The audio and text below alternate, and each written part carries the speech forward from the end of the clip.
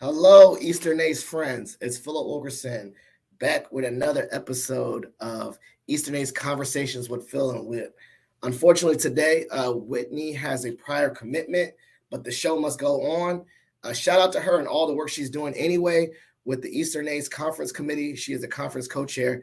I always just give people their flowers and totally amazing. She will be back for sure on our next conversation.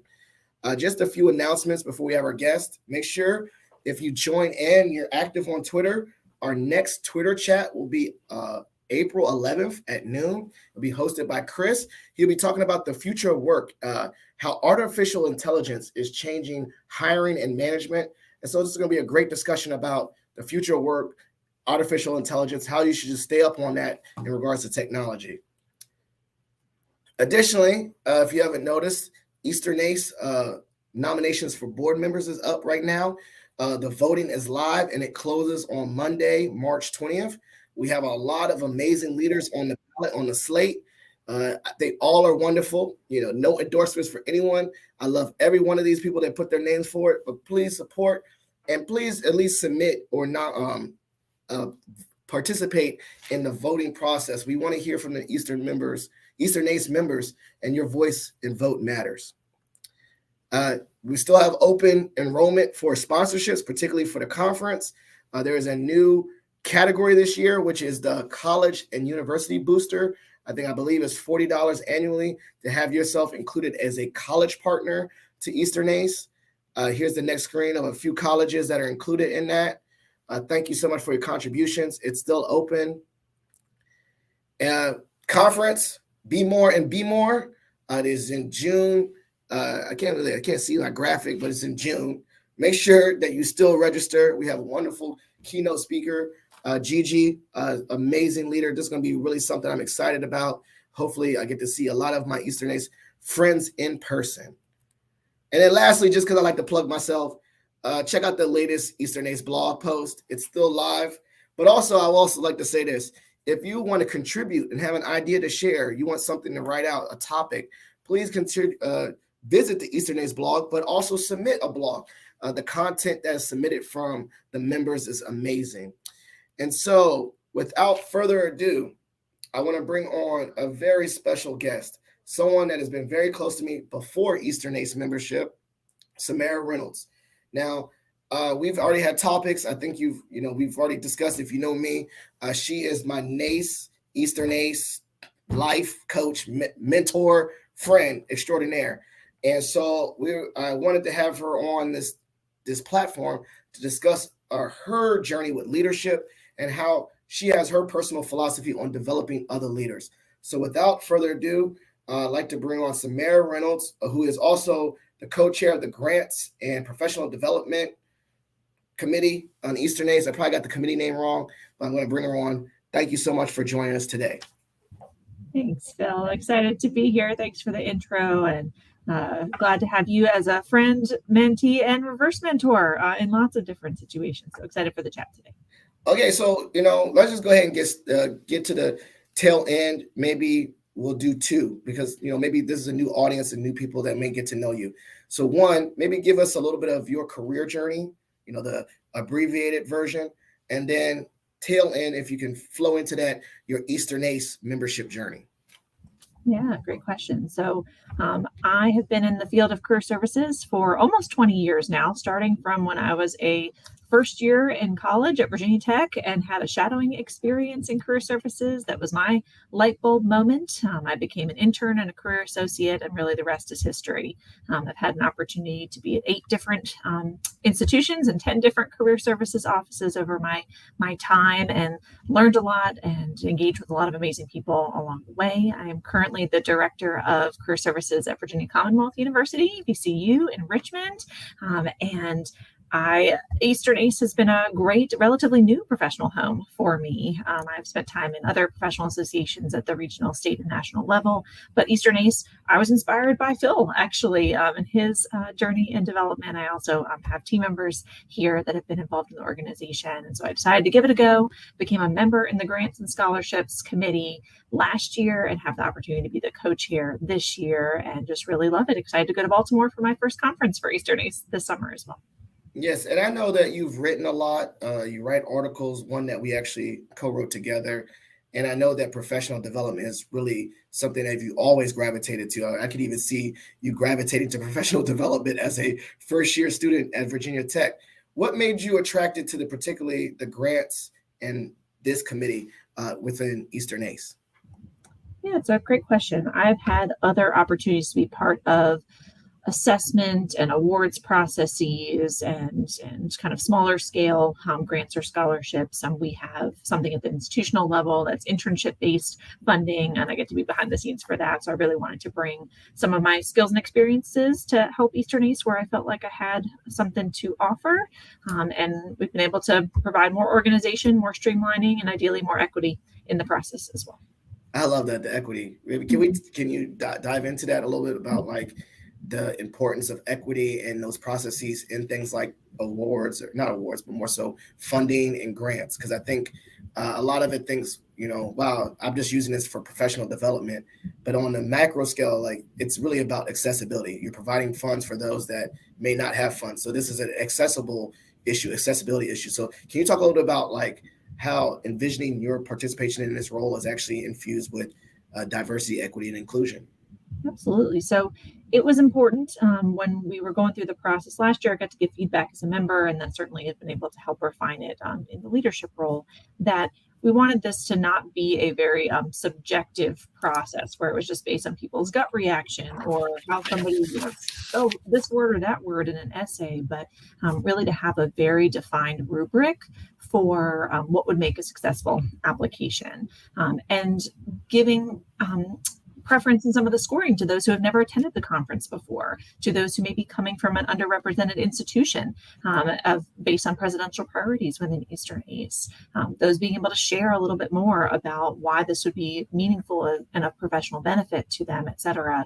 So we didn't want it to just be something that would give funding to those who already had a well-worn path within Eastern ACE, but maybe just didn't happen to have funding this year, but to bring new members into the fold, to make it feel more accessible, and that they didn't, especially for the diversity and inclusion scholarship, someone doesn't have to be an Eastern ACE member. They don't have to have been involved before. It's really about what do you want to get out of this conference and how do you see future involvement with the organization. So it's been exciting to see it grow and evolve into a process that we're really proud of.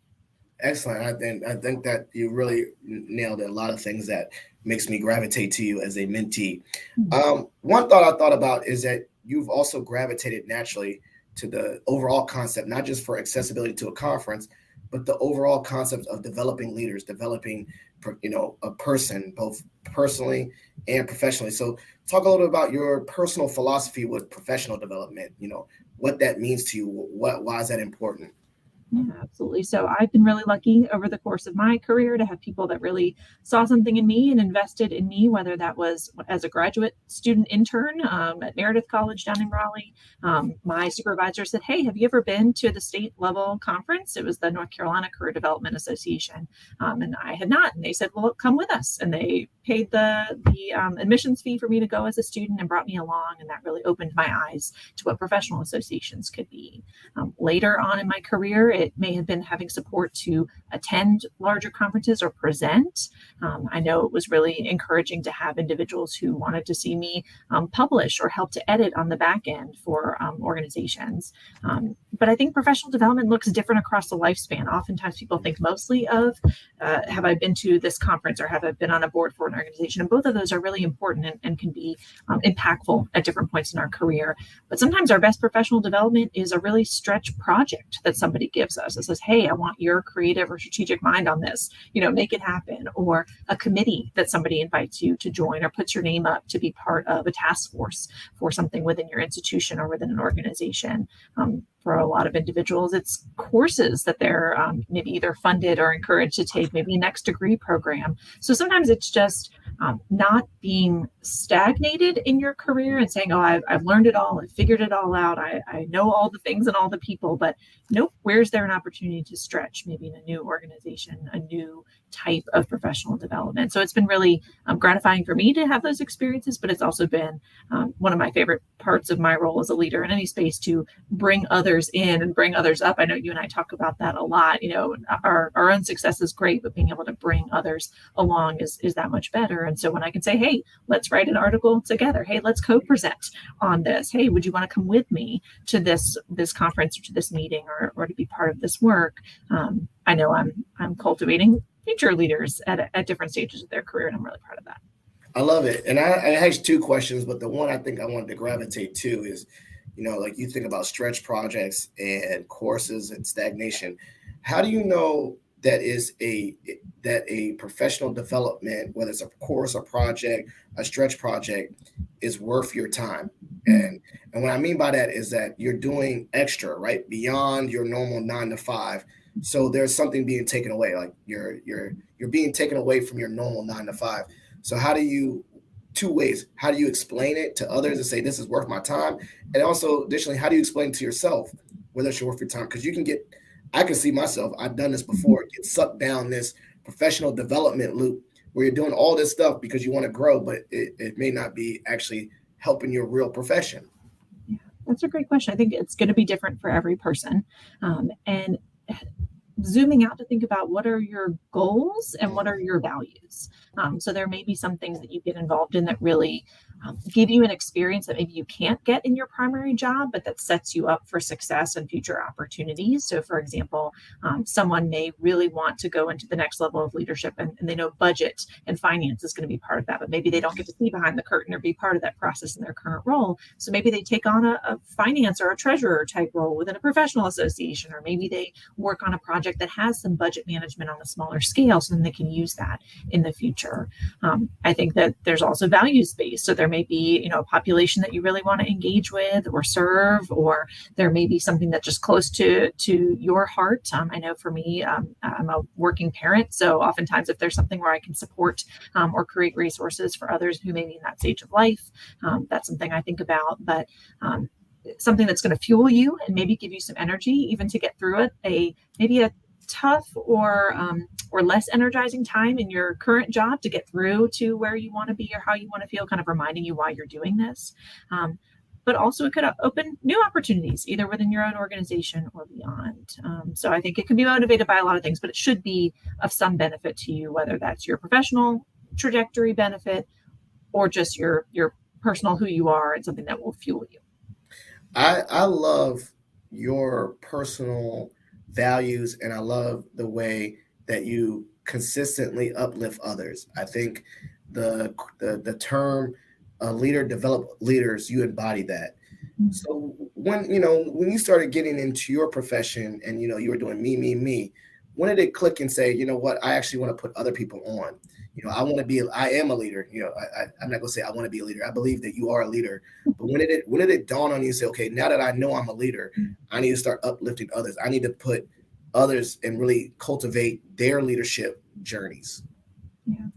And I think for me, it's been a little learning by example. I have been very lucky to work, especially for women that wanted to support other women and see them succeed, who have modeled the way in certain ways. And so I think that sense of giving back, when I get to a point where I can give back, I want to follow some of those examples. I think too, sometimes you can't see yourself the way other people see you. And so if I was, giving a presentation, I thought it went pretty well, but then someone came up and said, that was awesome. I'm really also interested in that topic. And maybe then it becomes, hey, let's think about future presentations together, future articles together. Similarly, I was fairly new in my career when I took on a board position back in North Carolina at the North Carolina Career Development Association. And so because I moved into leadership quickly, it gave me the chance to show others, hey, you don't have to be, well seasoned in your career to take a chance and to contribute in some way to your professional organization. So being willing to have informational interviews or give people encouragement or even nominate people for a variety of opportunities, I think sometimes gave them the confidence to say, oh, someone else sees me and what is possible. And that snowballed onto itself in a nice way. I love that because I think particularly I can give a concrete example. What you've done for me was like I told you when we became NACE mentee mentors, I was like, I want to write one day. I'm not really confident as a writer. And you're like, okay, let's write an article together for NACE. I was like, wait, what? And so you already like was like, we're gonna do it. And then we set goals, and I was like, wow, this is really detailed with the Google sheet, and we did it together. And so I really appreciate that, because that was the first time I actually put myself out there in writing. I mean, I was very comfortable talking, but just doing that, I don't think I honestly would have ever even submitted anything unless you put me in that room. Mm. So you share podcasts with me all the time. You share things on the side to help me grow. And I think one thing that, you shared in recent times that we revisited again was this radical candor's philosophy, or whatever, not philosophy, what, you know what I meant, this idea of the rock star versus superstar. And so I will put it in the chat, maybe for those that have not heard about this. But what does that mean to you? Like this mindset of rock star versus superstar? Yeah, absolutely. So this all comes from Radical Candor, a book by Kim Scott, and it's set in a business setting, more of like a tech space, but it's really applicable in a lot of different fields. And one of the concepts from that book is the different points in our career path that we might be on either a steep growth trajectory, looking for new opportunities, ready for growth, wanting change, wanting new responsibilities. That would be the superstar version. And then we may be other parts in our career that we want stability, that we are just really an awesome performer, but we're not looking for the next title or the next, new big shiny thing to take on. We just want to do an awesome job at our particular role, either because we've advanced to a certain level and we're happy where we are, or other life priorities may be taking precedence. And so that's the rock star piece, so like solid as a rock star. And the fact that it's great to have both and important to have both in an organization, in a team, because you need solid performers, both those that are motivated by growth and those that are motivated by just simply doing well at their current job.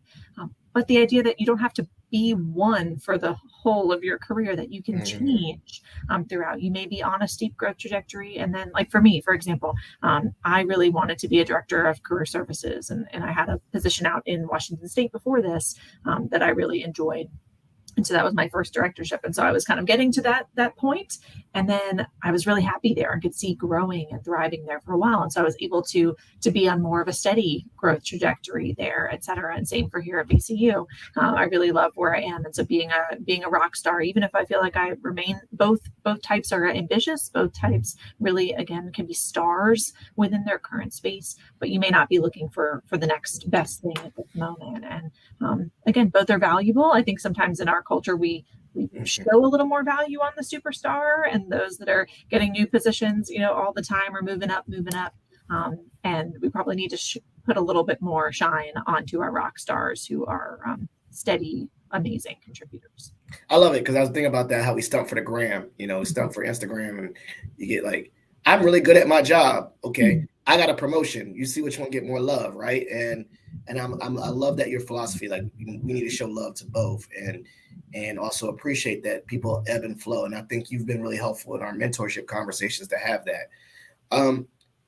Diving in a little bit deeper, right? When you think about that, like how would you, as you're mentoring or leading someone, what ways would you help someone evaluate where they are? Or, what questions would they ask them? Like, I'm stuck or whatever. And, you want to see if they want to get a promotion, or they just want to do better at their job that they have. What kind of things would you prompt to ask them to dig that out of someone else that you're supporting? Yeah, absolutely. That's a great question. So I think some of it can come from, is someone feeling relatively happy in their current role? And if so, maybe then how do they want or need to be challenged?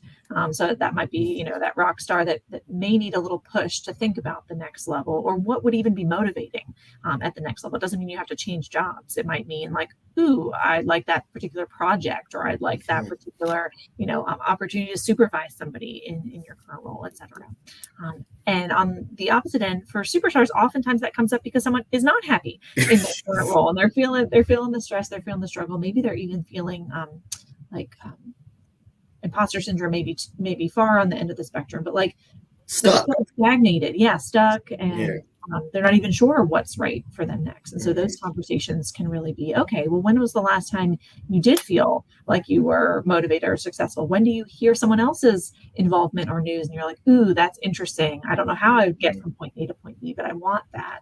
And so then you can goal set a little bit about how to continue to feel challenged. I know I have a team member here that had been here for a few years and was ready for the next thing. They weren't sure if that next thing was here or at another organization, but we were able to find a number of stretch opportunities for them, both supervision, some innovation projects, et cetera, that have really filled their cup in that way. And so they still may very well identify as a superstar, and they can still find happiness and a way to feel satisfied in their current role. So a lot of it's through conversation. Well, I think one of the things, and I think I listened to the podcast, is that when you're having these conversations, whether it's rock star or superstar, there needs to be a level of trust and vulnerability, because I think sometimes even like, let's say you're coaching a rock star or a superstar and they're feeling unhappy in their role, but they have to feel comfortable enough to ask their supervisor, get input from their supervisor to get stretched or to like actually get their blessing to move on, right? Like, I think one of the things I heard that I want to give credit to is this past president Noah Simon. He said sometimes when I'm coaching people, I tell them, if you give me their best right now, I don't care if you leave me in 2 years, because I think you deserve to leave me in 2 years. And so it's this like opposite of hoarding people. Like, people are going to leave them as they leave, but they want to be supported. So what is your mindset about the level of the importance of trust and vulnerability in having these like conversations about rock star and superstar? Because I think that's probably essential to have these conversations to pull the best out of people. Yeah, that's a great question. I think it is almost 100% on the supervisor in that particular situation to create that trust. There's no reason someone should innately trust someone just because they're their dedicated manager, to have those developmental conversations, to have their best interest in mind, to not feel upset or offended or be thinking about, oh, how is this going to impact me if this person leaves or wants to advance. So I think it is fully within the power of somebody who is a supervisor to say, how can I create that level of vulnerability and trust? How can I share some of my own stories? How can I proactively ask some of those questions? How can I show that I, believe in someone? We talk in our organization that I feel like it's a big part of my job to prepare people for their next job, and that I have had to be on the other side of job searches where I felt like I had to be totally behind the scenes and secret about it because I knew I wouldn't have that support. So on the flip side, how do I, when somebody tells me about an opportunity that they're interested in, how do I cheerlead them and show no feelings on like, it might be inconvenient to the organization. No, this is about you and your development. We will figure that out. I have left enough places to know that they have all survived without me. And that's not saying one thing or another about me, but it's saying something about the leaders I've worked with.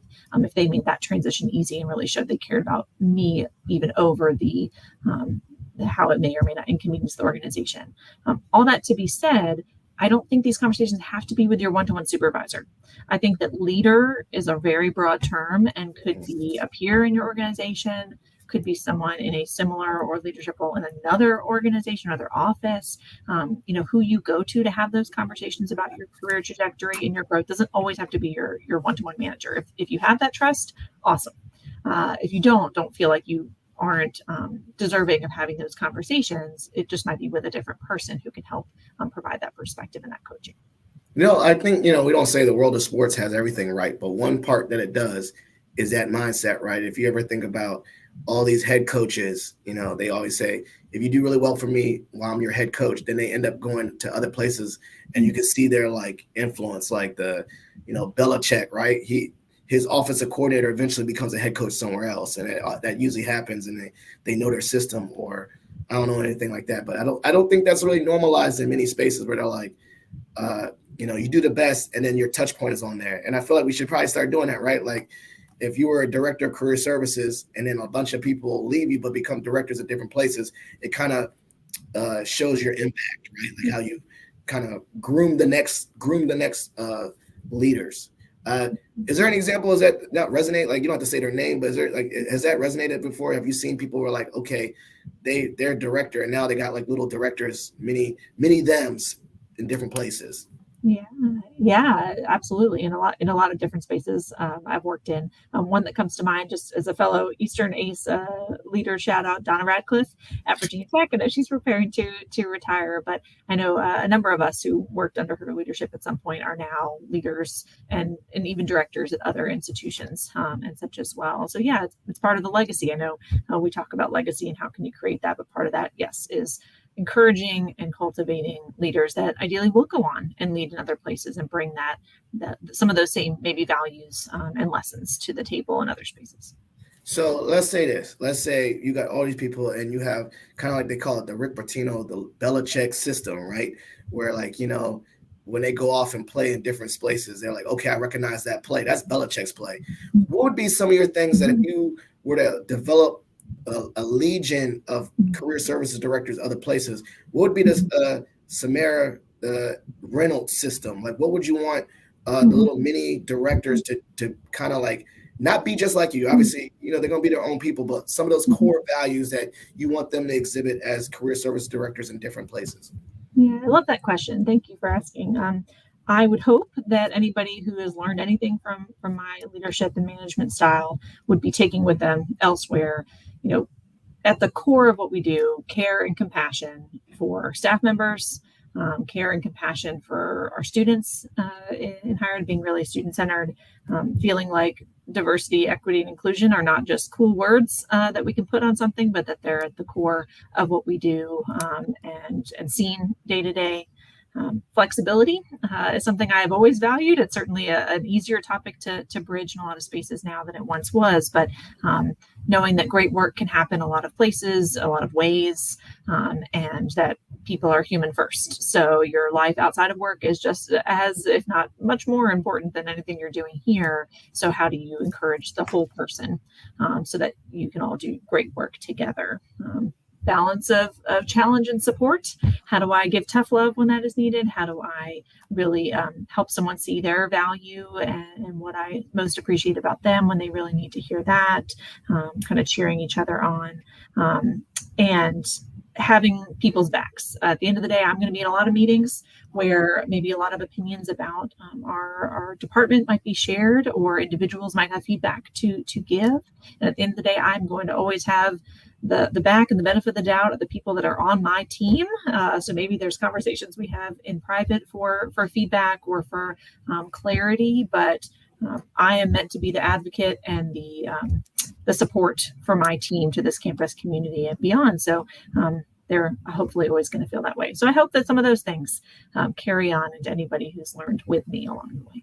Well, definitely, I'm never going to be a career services director. Don't worry about it. But I will definitely have your touch points of that will be on me. So they'll be say, at least as a mentor mentee, I kind of live those values. And they say, wow, Philip actually learned something from someone.